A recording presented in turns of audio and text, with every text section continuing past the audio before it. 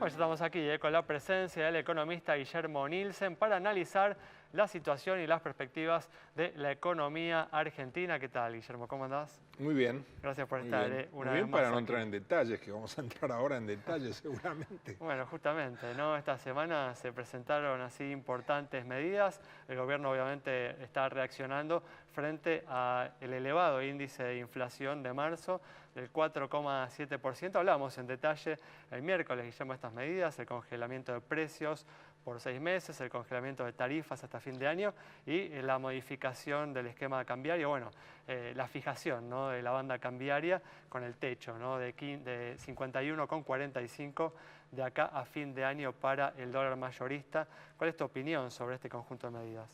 A mí me parecen un conjunto de medidas que se dedican a tratar de domesticar algunas consecuencias, pero que no van a las causas del problema.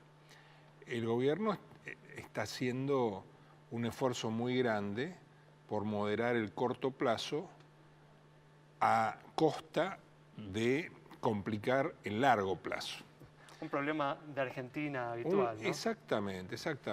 Pensábamos que Cambiemos venía a renovar la política y en realidad lo que está haciendo es lo que tradicionalmente se ha hecho en materia política. Hay que ganar las elecciones a como sea y el día después veremos, qué sé yo.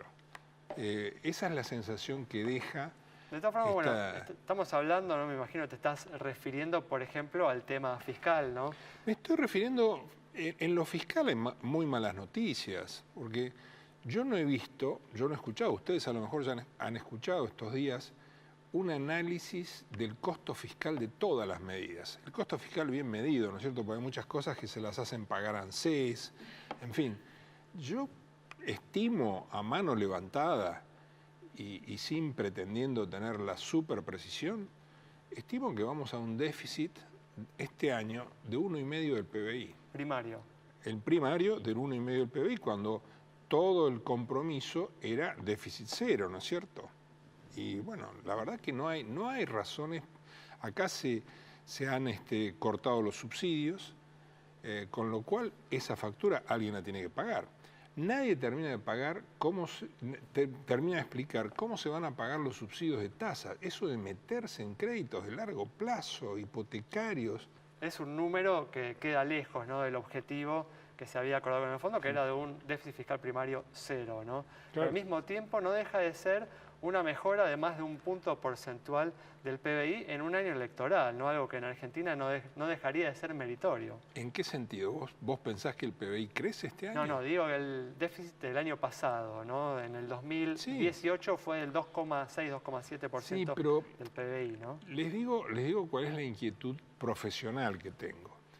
La Argentina de hoy está en una situación muy parecida a el preludio del lanzamiento de la convertibilidad o al preludio del lanzamiento del Plan Austral. Tenemos un problema muy serio con la moneda.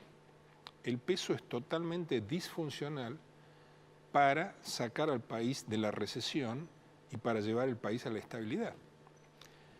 Entonces necesitamos un cambio del régimen monetario. Guillermo, estos episodios que vos mencionaste también eran los preludios de hiperinflaciones muy altas o inflaciones muy altas. ¿Pensás que hay un riesgo así en la Argentina? Sí, lo hay. Lo hay sobre todo porque no hay nada que retenga a los argentinos al peso. Bueno, una tasa de 60% es lo único por ahora, ¿no? Sí, pero nadie confía en el techo de la banda cambiaria. Nadie confía que esto va a estar... También hay un plan monetario muy riguroso, ¿no, Guillermo? No es tan riguroso. El problema es que no es tan riguroso, porque en realidad se habla de déficit cero, pero el gran motor equivalente a la base monetaria son las LELIQ. Las LELIQ son promesas de emisión, de mayor emisión futura, pero no futura adentro de 3 años, no.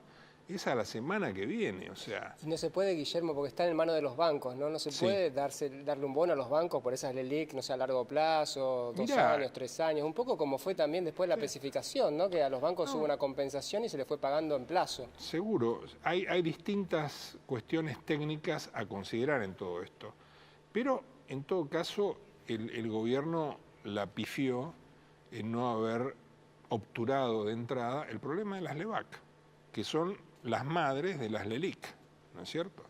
Entonces, en fin, creo que hay demasiada cosmética. Fíjense, por ejemplo, con lo de la carne. 120.000 kilos por semana es el compromiso de los frigoríficos exportadores. Suena muchísimo, ¿no es cierto? Claro, la gente se olvida que la Argentina hoy, aún habiendo bajado el consumo de carne, Argentina hoy está consumiendo unos 2.300 millones de kilos de carne por año. Sí, el país que más consume. Entonces, 120.000 por semana, y bueno, están por debajo del 2% de la oferta. Y además hay otra cosa, o sea, carne, hay distintas calidades de carne. Si son frigoríficos exportadores, ¿qué va a ser?